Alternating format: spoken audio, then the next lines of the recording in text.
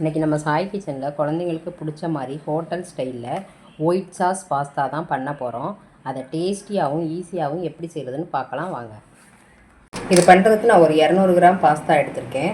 நிறைய சேஃபில் இருக்குது, உங்களுக்கு பிடிச்ச மாதிரி எது வேணாலும் வாங்கிக்கோங்க. நான் இந்த மாதிரி வாங்கியிருக்கேன். இப்போ இதை தண்ணியில் சேர்த்துடலாம். பாஸ்தா வேகிறதுக்கு தண்ணி கொதிக்க வச்சுக்கலாம். கொஞ்சமாக உப்பு சேர்த்துடலாம் தண்ணியோடையே. பாஸ்தா ஒன்றோட ஒன்று ஒட்டாமல் இருக்கிறதுக்கு கொஞ்சமாக ஆயில் சேர்த்துக்கலாம். எந்த ஆயில் வேணாலும் சேர்த்துக்கலாம். இப்போ இது கொதிக்கட்டும். தண்ணி நல்லா கொதி வந்துடுச்சு. இப்போ பாஸ்தாவை சேர்த்துடலாம். பாஸ்தாவை சேர்த்துட்டு ஒரு 6-7 நிமிஷம் மட்டும் வெந்தால் போதும். ஆயில் சேர்த்துக்கிறதுனால ஒன்றோட ஒன்று ஒட்டாமல் இருக்குது. இப்போ கரெக்டாக இது வெந்துருச்சு. இதை ஒரு நார்மல் வாட்டருக்கு மாற்றி நல்லா தண்ணி இல்லாமல் வடித்து எடுத்துக்கலாம்.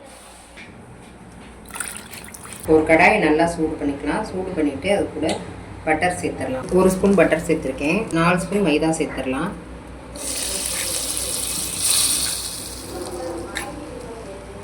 இப்போ இதை நல்லா மிக்ஸ் பண்ணிக்கலாம்.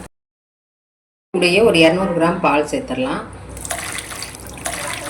கட்டி இல்லாமல் நல்லா மிக்ஸ் பண்ணிக்கோங்க. க்ரீமி பதம் வரணும். பாருங்க, இந்த மாதிரி நல்லா க்ரீமியாக இருக்கணும். க்ரீமியாக வந்ததும் 1 ஸ்பூன் சில்லி ஃப்ளக்ஸ் சேர்த்துக்கலாம். 200 கிராம் பாஸ்தாவுக்கு தேவையான உப்பு சேர்த்துடலாம்.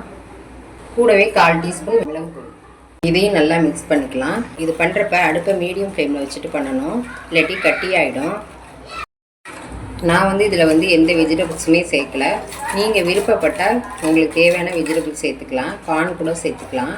நான் ப்ளைன் ஒயிட் பாஸ்தா தான் நான் செய்கிறேன், அதனால் நான் எதுவுமே சேர்க்கலை. இப்போ பாஸ்தாவை இது கூட சேர்த்துடலாம். இப்போ இதை நல்லா மிக்ஸ் பண்ணிக்கலாம்.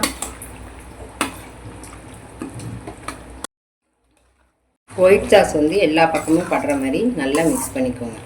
பாஸ்தா நல்லா ரெடி ஆகிடுச்சு. இப்போ இது கூட ஒரு சீஸ் ஸ்லைஸ் சேர்த்துக்கலாம். உங்களுக்கு சீஸ் டேஸ்ட்டு பிடிக்கலன்னா நீங்கள் ஸ்கிப் பண்ணிக்கோங்க. சீஸ் நல்லா மெல்ட் ஆகிடுச்சு. இப்போ ஒரு பிளேட்டுக்கு மாற்றிக்கலாம்.